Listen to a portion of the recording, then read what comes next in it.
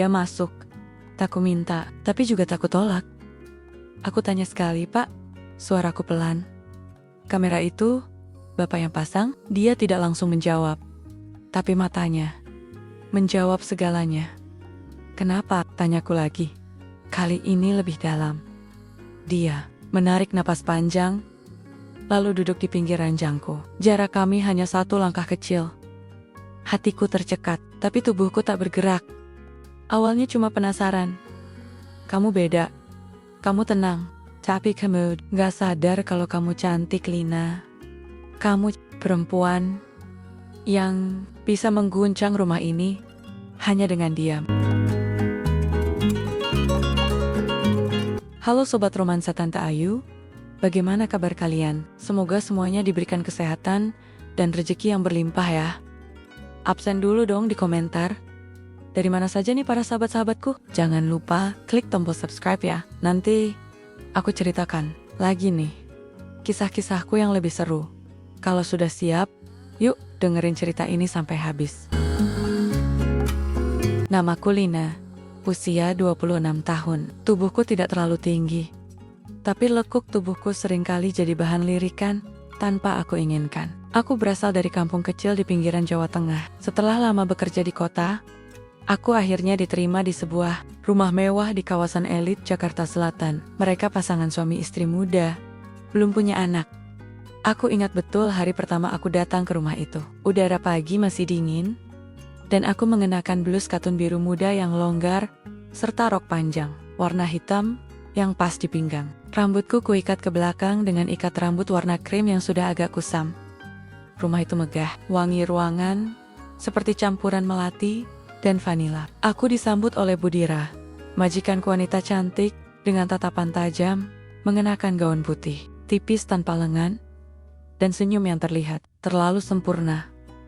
Di belakangnya berdiri Pak Adrian, suaminya, tinggi, berwajah tenang, dan sorot matanya seolah menelanjangi siapa saja, tanpa menyentuh.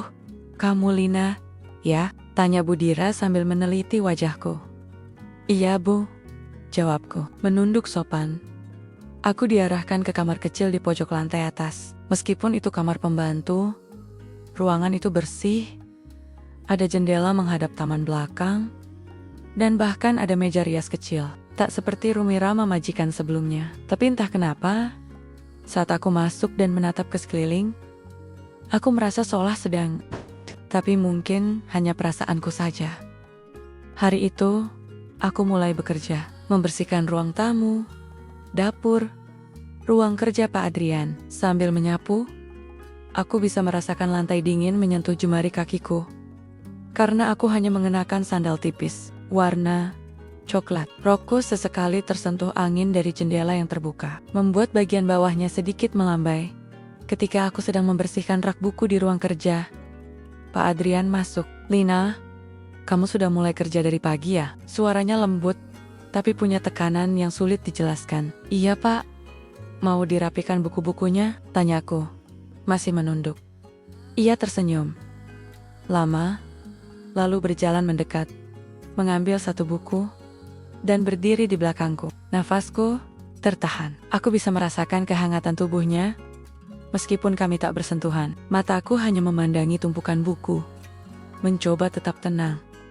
"Pelan-pelan saja ya, rumah ini gak akan lari," katanya sebelum melangkah pergi. Setelah itu, aku kembali ke kamarku siang harinya. Kulonggarkan kancing paling atas blusku, mencoba bernapas lebih lega. Aku duduk di tepi ranjang sambil membuka tali rambutku. Rambut panjangku terurai, dan angin sore menyentuh kulit leherku. Saat itulah, aku kembali merasa ada yang memperhatikan. Aku menoleh ke jendela, tak ada siapa-siapa. Aku berdiri, berjalan ke arah lemari kecil, membuka laci, menatap pakaian dalam, dan daster tidurku. Saat aku membuka laci paling bawah, aku melihat sesuatu yang kecil, terjatuh dari sela-sela papan belakang. Benda itu, kecil, berwarna hitam, mirip tutup pulpen tapi ada semacam lubang bulat kecil di depannya. Aku memungutnya, memandangi dengan dahi berkerut. Ini apa ya? Tapi aku belum curiga. Benda itu kuletakkan di atas meja rias. Saat aku bercermin, aku melihat bayangan pintu kamar yang sempat terbuka sedikit, lalu menutup pelan.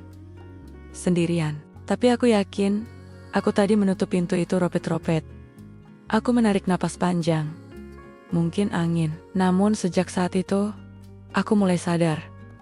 Rumah ini menyimpan sesuatu yang tidak biasa. Dan aku, tanpa aku tahu, sudah masuk dalam bagian dari rahasia itu. Sudah 3 hari aku bekerja di rumah itu. Setiap harinya, suasana terasa tenang. Terlalu tenang. Tapi aku mulai memperhatikan hal-hal kecil yang membuat hatiku tak nyaman. Pagi ini, aku mengenakan setelan kaos lengan panjang warna abu muda, agak tipis, dan celana kain longgar warna hijau lumut. Rambutku kusisir rapi, dan aku sengaja mengepang satu sisi saja, agar tak mengganggu saat bekerja. Cuaca mendung, dan aroma kopi dari dapur menggoda penciumanku. Aku baru saja selesai mengepel lantai kamar utama saat Pak Adrian lewat. Ia mengenakan kemeja putih yang sebagian kancing atasnya terbuka, memperlihatkan sedikit dada bidangnya. Ia tidak berkata apa-apa, tapi saat berjalan melewatiku, ia melirikku. Bukan sekadar melihat, tapi seperti mengamati dari atas sampai bawah. Aku menunduk sopan, pura-pura sibuk dengan pel basah, tapi jantungku berdetak sedikit lebih cepat dari biasanya. Tatapan itu bukan sekadar iseng, ada rasa aneh yang ia sembunyikan di balik senyum simpulnya. Bukan pertama kalinya aku merasa begitu. Setelah ia pergi, aku masuk ke kamarku untuk istirahat. Benda kecil hitam yang kutemukan kemarin masih tergeletak di atas meja rias. Aku masih belum tahu itu apa, tapi siang ini aku lebih penasaran. Aku memeriksanya. Ku coba tekan bagian sampingnya, dan lampu merah kecil menyala sebentar, lalu mati. Aku terdiam. Jari-jariku dingin. Apa ini kamera? Tubuhku membeku beberapa detik, tapi kemudian aku menepis pikiran itu. Aku tak mau langsung berpikir buruk, tapi diam-diam, aku mulai memperhatikan seisi kamar. Aku menatap tembok tempat cermin dipasang. Aku menyentuh bagian atasnya, menyisir ujung-ujung bingkai. Tidak ada yang aneh, tapi saat aku menyibak gorden jendela, aku melihat ada bekas goresan kecil di kusen atas, seperti pernah dibuka dan ditutup kembali berulang-ulang. Siapa yang sering buka jendela ini selain aku? Gumamku. Malamnya, aku mengenakan daster tipis berwarna merah marun dengan motif bunga kecil, yang biasa kupakai saat tidur. Tidak terlalu ketat, tapi bagian lehernya agak rendah. Aku menyisir rambut di depan cermin. Lalu, secara spontan, aku menoleh ke arah pojok lemari, tempat benda hitam itu dulu terjatuh. Ada sesuatu yang masih belum ku ketahui. Saat aku mulai merebahkan diri di tempat tidur, suara langkah kaki terdengar di lorong lantai atas. Aku menahan napas, lalu perlahan mematikan lampu kamar, menyisakan cahaya temaram dari luar jendela. Langkah itu berhenti tepat di depan kamarku. Aku menutup mata pura-pura tidur, tapi telingaku siaga. Suara nafas berat terdengar samar. Lalu, bunyi gagang pintu digerakkan tapi tak dibuka. Beberapa detik kemudian, langkah kaki itu menjauh. Pelan-pelan, hilang. Aku menggigit bibir. Tubuhku gemetar. Bukan karena takut, tapi karena aku sadar sepenuhnya, sekarang Eda yang sedang memperhatikanku. Dan yang lebih gila, entah kenapa, ada bagian dari diriku yang merasa ditunggu, diperhatikan, diperlukan. Pagi itu aku bangun lebih cepat dari biasanya. Sisa-sisa kegelisahan semalam masih menggantung di tubuhku. Aku duduk di pinggir ranjang, menarik napas panjang, lalu bangkit dan membuka jendela. Udara pagi masuk menyentuh kulit lenganku yang hanya dibalut kaos tipis warna putih berlengan pendek dan celana tidur batik biru longgar. Aku menggeliat ringan, mencoba mengusir perasaan berat yang entah kenapa terus menempel sejak aku tiba di rumah ini. Aku segera menuju dapur, mempersiapkan sarapan untuk majikanku. Budira belum turun, tapi Pak Adrian sudah duduk di ruang makan. Dengan koran di tangan, matanya melirik ke arahku. Perlahan, tak ada senyum. Aku gak dengar kamu tidur tadi malam, ucapnya sambil menyeruput kopi. Aku diam sejenak. Memang agak susah tidur, Pak. Mungkin angin malamnya kencang. Ia menatapku lama. Lalu tanpa bicara lagi, ia bangkit dari kursi. berjalan melewatiku dan saat itu, aku bisa merasakan tubuhnya begitu dekat. Aroma aftershave Naya, hangat dan tegas. Aku menunduk, tapi tubuhku seperti menegang sesaat. Hanya karena punggung tangannya sedikit menyentuh lenganku. Itu bukan kecelakaan. Aku yakin, sorenya, saat aku sedang menyapu di lorong lantai atas, aku menemukan jejak kaki samar di karpet, dekat kamarku, seperti bekas sepatu rumah yang lembab. Tapi anehnya, bekas itu mengarah ke dalam kamarku, lalu tak ada bekas keluar lagi. Jantungku berdebar. Aku masuk ke kamar, menutup pintu pelan, lalu duduk di ranjang sambil memeluk bantal. Aku mulai merasa bukan hanya sedang bekerja di rumah ini. Aku seolah sedang diuji Jipentau. Dipilih di malam yang sama. Setelah aku mengenakan daster satin warna krem gading berlengan pendek, aku berbaring dengan pikiran kacau. Kain daster itu licin dan menyentuh kulitku dengan lembut, membuatku sedikit risih, sekaligus sadar betapa aku sedang diawasi. Aku mengambil kamera kecil yang masih tersimpan di laci. Kupandangi lagi benda itu. Dan entah kenapa, dalam-dalam, aku tersenyum samar. Seolah bagian terdalam-dalam diriku berkata, kalau memang ada yang melihatku, biarlah. Aku pun berdiri, berjalan ke depan cermin. Kuikat rambutku ke atas, kupandangi bayanganku sendiri. Lalu, kuturunkan sedikit tali dasterku, membiarkannya jatuh sedikit dari bahu kanan. Hanya sebentar, lalu aku membetulkannya lagi, duduk di ranjang, dan malam itu, untuk pertama kalinya, aku tertidur dengan rasa aneh di dada. Bukan takut, tapi deg-degan. Bukan cemas, tapi penasaran. Dan untuk pertama kalinya, aku merasa diinginkan. Hari itu, aku merasa aneh, seperti tak lagi sama. Saat menyiram tanaman paji-paji di taman belakang, aku mengenakan blus tipis warna hijau muda yang longgar, dipadukan dengan rok hitam selutut yang mengayun lembut setiap kali aku melangkah. Keringat kecil mengalir di pelipis. Tapi bukan karena panas. Rasanya seperti ada energi dalam diriku yang bergolak sejak malam itu.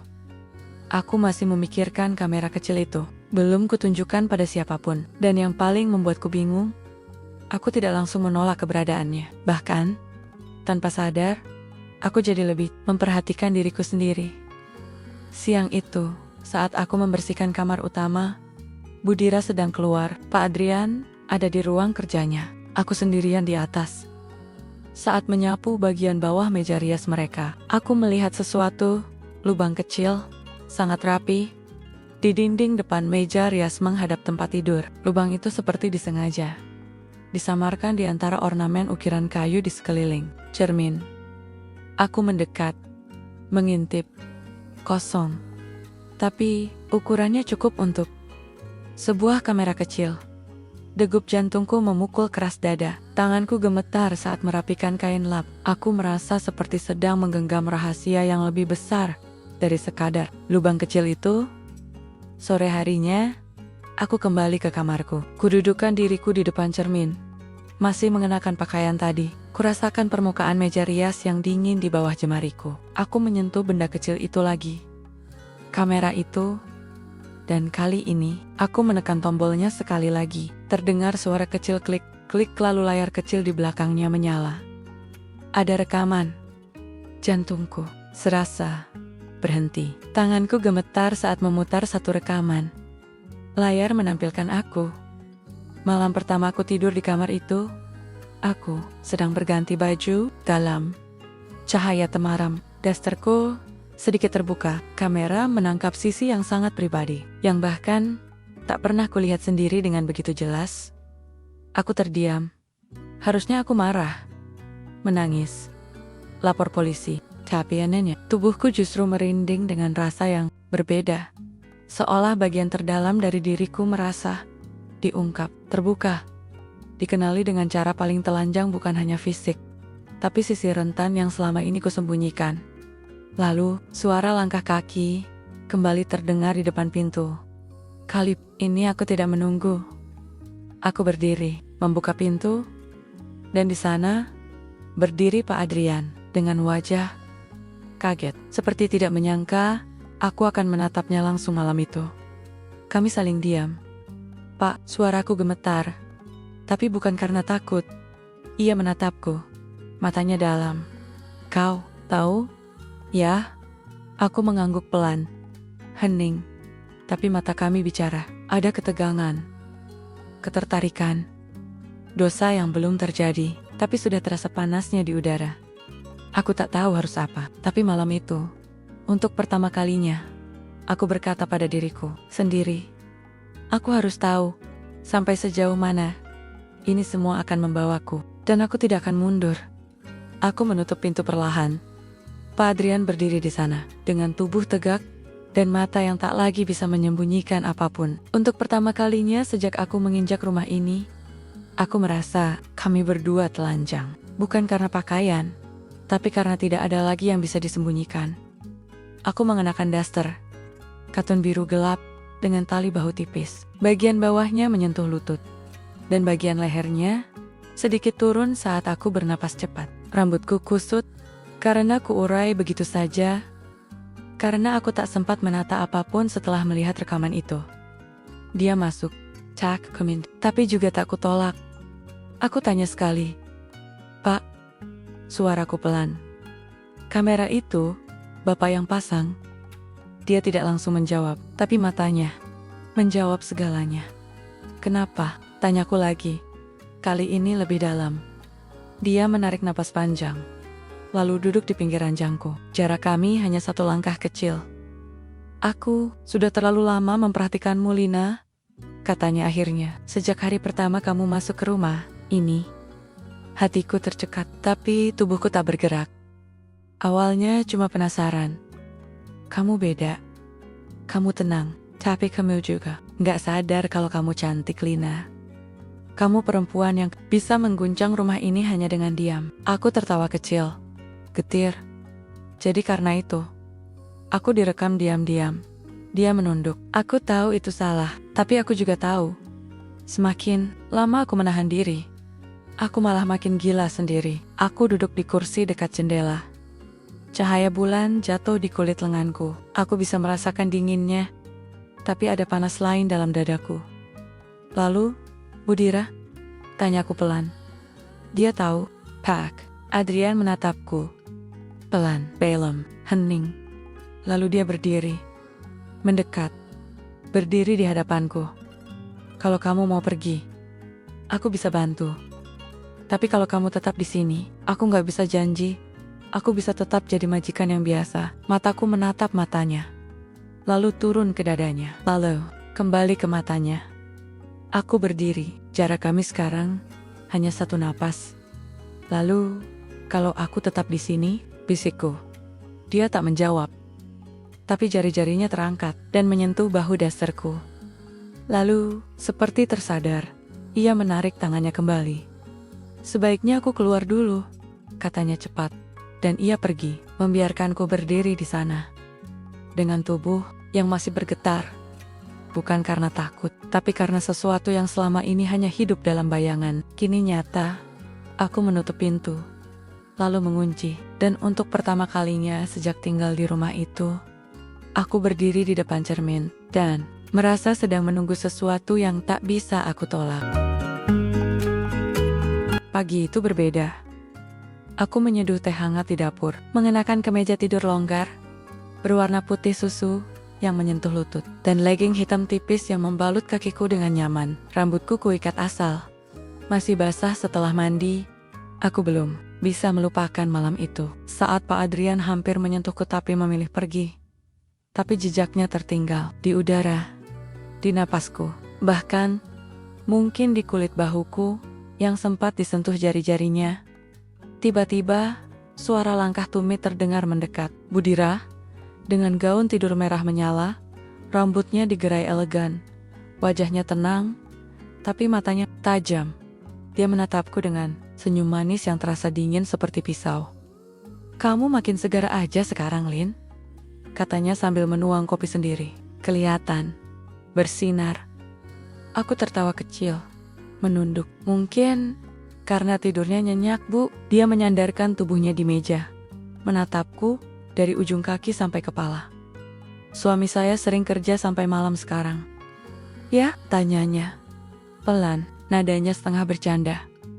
Aku tersentak, tapi tetap tersenyum. Saya kurang tahu, Bu. Biasanya saya sudah masuk kamar duluan. Dia tidak menjawab, tapi senyumnya mengembang. Lalu dia mendekat, meletakkan tangannya di atas tanganku yang sedang memegang gelas. Hangat, tapi berat, seperti perempuan yang tahu lebih banyak dari yang diucapkan. Lina, saya perempuan. Kamu juga perempuan. Jangan pernah menganggap saya buta. Aku diam. Napasku tercekat. Kadang laki-laki itu suka main-main. Kadang bukan karena mereka tidak cinta, tapi karena mereka bosan. Dia menarik tangan pelan, membetulkan lipatan gaunnya. Kalau hari kamu merasa terseret ke dalam permainan itu, tanya dulu dirimu. Kamu korban atau kamu pemain? Aku tak bisa menjawab. Dia meninggalkanku di dapur, meninggalkan pertanyaan yang lebih tajam dari kata-kata. Sore harinya, aku kembali ke kamarku, mengenakan kaos panjang abu-abu yang lembut dan celana pendek kain warna navy, nyaman untuk bersantai, tapi tidak untuk tenang. Aku kembali membuka kamera kecil itu. Kali ini aku iseng membuka rekaman yang lebih lama. Yang membuatku menggigil adalah video terakhir. Bukan aku, tapi rekaman dari kamar utama. Dan yang ada di dalam adalah Budira dengan seseorang yang bukan Pak Adrian. Aku menutup layar cepat-cepat. Jantungku seperti akan meledak. Benda itu bukan hanya kamera pengintai, tapi alat perekam dari arah sebaliknya. Siapa yang memasang kamera ini sebenarnya? Dan siapa yang sedang dimata-matai? Sejak ku tonton rekaman itu, rekaman Budira bersama pria lain yang bukan suaminya Dunia, seolah berputar. Tapi bukan ke arah kehancuran. Justru aku merasa seolah masuk lebih dalam, ke dalam inti dari rumah ini. Sore itu, aku berjalan pelan di lorong atas, mengenakan kaos putih longgar yang menempel lembut di kulitku, dan celana panjang kain lembut, warna mocha, yang membingkai gerak langkahku dengan ringan. Rambutku kuikat ke atas, sisa-sisa uap dari dapur masih tercium samar di pundakku. Aku menuju kamar utama. Aku tahu Budira dan Pak Adrian sedang pergi. Ini satu-satunya waktu aku bisa menyelidik lebih jauh. Dengan tangan pelan dan napas tertahan, aku membuka lemari kecil di pojok kamar. Kupindahkan beberapa kotak kosmetik, menyentuh dinding kayu bagian belakangnya, dan kutemukan lubang kecil berbentuk persegi, seperti penutup. Aku congkel sedikit. Di baliknya, sebuah alat perekam tersembunyi, tipe yang sama dengan yang kutemukan di kamarku. Tanganku gemetar. Tiba-tiba, suara langkah tumit terdengar dari luar. Panik. Aku menutup kembali panel dan melangkah cepat keluar kamar, berpura-pura mengepel lantai saat suara itu mendekat. Dan benar saja, Budira mengkiul. Tapi ia tidak terkejut melihatku. Ia hanya menatapku dengan senyum. Yang kali ini terasa sangat berbeda. Kamu udah lihat yang kamu cari? Jantungku seperti berhenti berdetak. Saya hanya birs-birs, Bu. Jawabku, mencoba tenang. Iya, mendekat. Perlahan, wajahnya tenang. Bibirnya tersenyum, tapi matanya seperti sedang memegang kendali penuh. Saya pernah muda, Lin, katanya sambil menyentuh rambutku. Saya tahu perempuan kalau penasaran bisa masuk ke tempat yang bahkan pria pun takut menyentuhnya. Tangannya turun, membenarkan kerah kaosku yang sedikit miring. Sentuhannya lembut, tapi membuatku merinding. Tapi hati-hati, bisiknya di telingaku. Kamu mungkin akan menemukan hal-hal yang tidak kamu siap tahu. Lalu I pergi, berdiri di lorong yang tiba-tiba terasa sempit dan panas. Malamnya, aku duduk di depan cermin di kamar, memakai daster pendek warna lavender dengan tali tipis di bahu, dan rambutku kubiarkan terurai. Kamera itu masih di atas meja.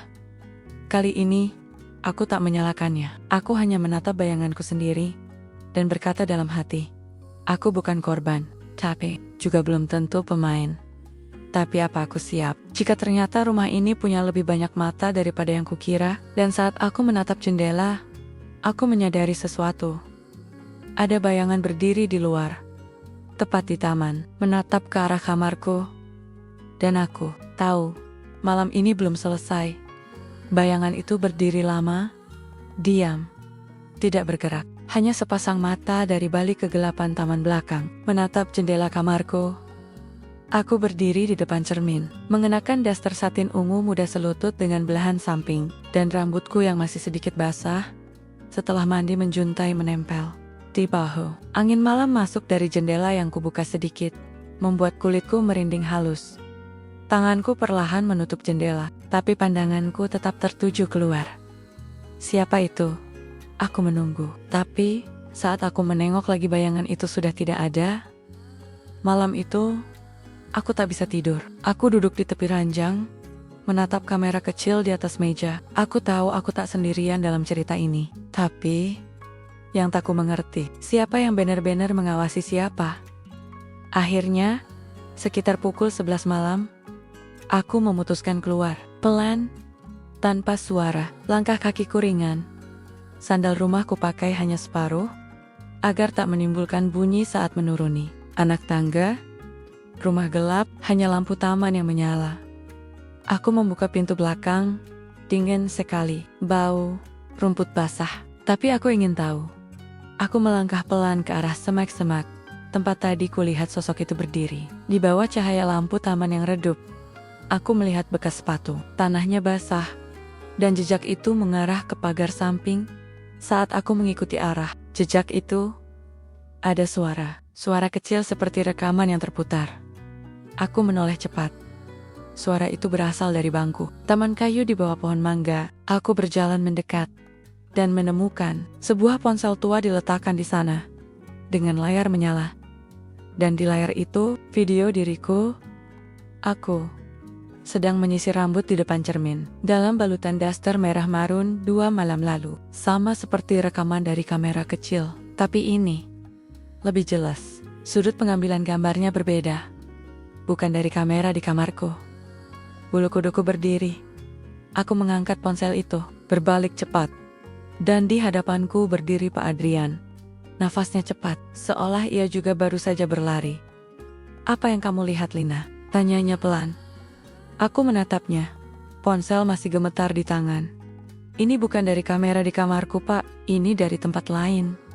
Pak Adrian mendekat, wajahnya tegang. "Itu bukan aku yang merekam," katanya lirih. Aku mengernyit. "Maksud Bapak?" Dia menarik napas panjang.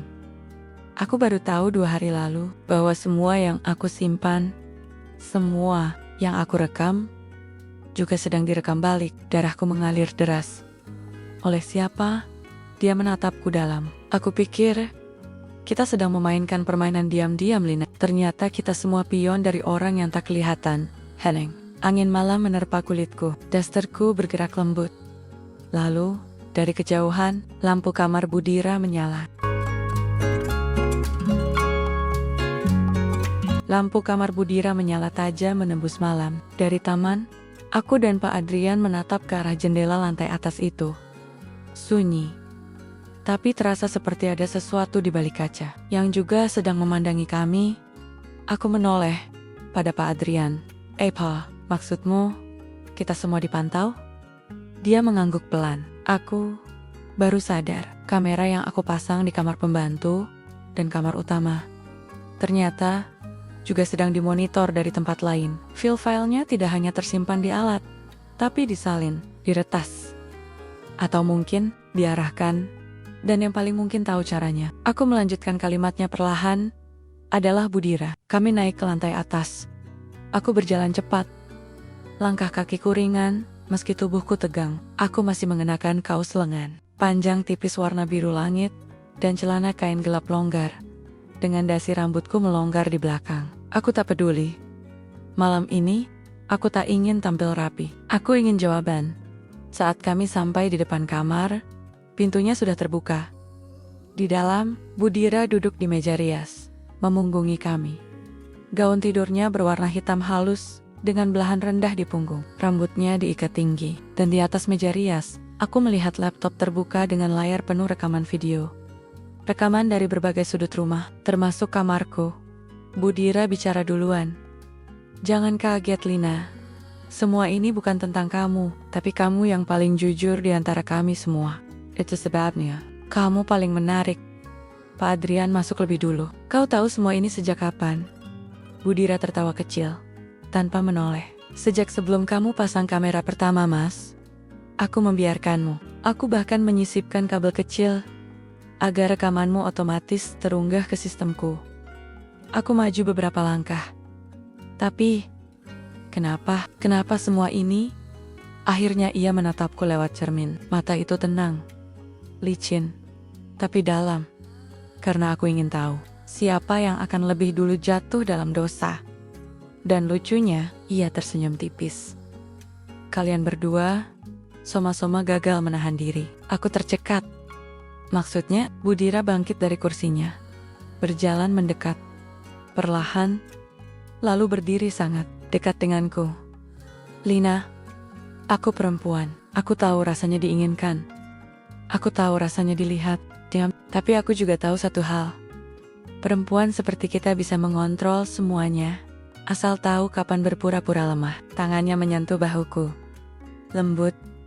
Membuat tubuhku membeku. Kamu pikir aku tidak melihat caramu berdiri di depan cermin malam? Itu. Dengan daster merah marun yang sengaja melorot sedikit dari bahu. Bisiknya. Kamu ingin dilihat. Dan itu tidak salah. Tapi kamu lupa bahwa aku juga sedang melihatmu. Pak Adrian tampak gelisah. Ia melangkah menjauh, menunduk. Jadi semua ini jebakan? Budira menatap suaminya tajam. Bukan jebakan. Ini pelajaran. Lalu ia berbalik padaku. Dan sekarang, Lina, kamu punya dua pilihan. Aku menatapnya. Napasku pendek-pendek. Apa pilihannya? Ia tersenyum. Tetap di rumah ini, tapi bukan sebagai pembantu lagi. Aku terdiam. Tubuhku terasa ringan dan berat sekaligus. Lalu sebagai apa, Bu? Matanya menatap mataku. Dan dengan nada yang begitu pelan dan jelas, ia menjawab, sebagai bagian dari kami. Aku berdiri di depan pintu kamarku. Tangan gemetar di gagang. Di dalam kamar itu, segalanya dimulai. Kamera kecil itu. Rekaman-rekaman, tatapan Pak Adrian, ucapan Budira yang menusuk tapi jujur. Sekarang, tawaran itu menggantung di udara. Tetap di rumah ini, bukan lagi sebagai pembantu, tapi sebagai bagian dari kami. Aku tak langsung menjawab malam itu. Tapi sepanjang malam, aku gelisah, duduk, diranjang dengan kaos putih tipis dan celana pendek tidur warna biru gelap.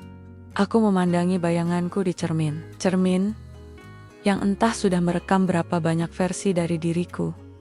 Yang polos, yang sadar, yang menggoda, yang bimbang apa aku hanya mainan dalam permainan mereka, atau aku sebenarnya yang memegang kunci terakhir. Pagi harinya, rumah sepi. Budira pergi keluar kota. Pak Adrian sedang di kamar kerja. Dan aku berdiri di ruang tamu, dengan koper kecil di tanganku. Dia keluar dari ruang kerja. Kaget melihatku. Siap pergi? Mau kemana? Tanyanya cepat. Aku menatapnya dalam. Saya sudah cukup lama di rumah ini, Pak. Saya pikir sudah saatnya saya pulang. Dia mendekat. Lina, kamu tahu, kamu bukan hanya pembantu di rumah ini. Kamu sudah. Aku mengangkat tangan, menghentikannya. Justru karena itu, saya harus pergi. Aku melangkah ke pintu. Tapi sebelum membukanya, aku berkata tanpa menoleh. Kalian pikir kalian yang mengatur semuanya. Tapi kalian lupa, kamera kecil itu aku yang pertama kali temukan. Dan sejak saat itu, aku yang memilih apa yang kulihat dan apa yang kubiarkan kalian lihat dariku. Dan aku pergi dengan tenang, dengan senyum kecil di bibir. Tapi bukan akhir dari cerita. 2 bulan kemudian, aku bekerja di rumah baru. Tenang. Tak ada kamera, tak ada cermin yang mencurigakan. Tapi kadang, di malam hari, aku membuka laptopku dan menonton ulang satu rekaman lama yang paling kubiarkan direkam. Aku, di depan cermin, mengenakan daster merah marun, menatap kamera kecil itu dengan senyum tipis, karena ternyata aku bukan hanya bagian dari cerita mereka, tapi cerita mereka tanpa sadar telah jadi bagian dari permainanku.